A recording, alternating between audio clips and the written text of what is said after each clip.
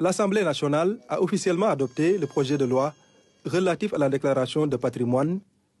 Ainsi, le statut et les obligations de certains assujettis ont été modifiés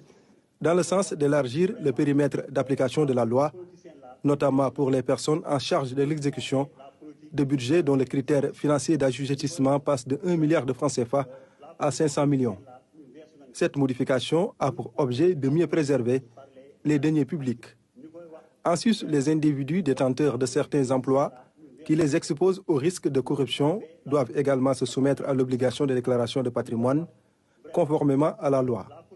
Il s'agit notamment des chefs de cour, de tribunaux, de parquets, ainsi que du doyen des juges d'instruction et des présidents de chambre, des membres des corps et organes civils, militaires et paramilitaires de contrôle, d'inspection, de vérification, d'audit, d'enquête et d'investigation, de tous les directeurs et chefs de services intervenant dans le secteur des mines, des carrières et des hydrocarbures.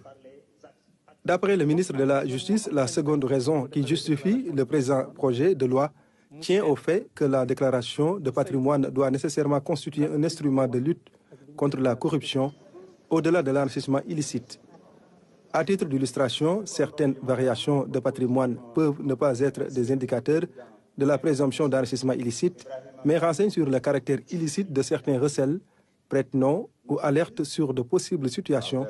de conflit d'intérêts. Ce présent projet de loi encadre cette opération en s'appuyant notamment sur le décret de répartition des services de l'État, les actes de nomination à des fonctions ou emplois en rapport avec la gestion des deniers publics.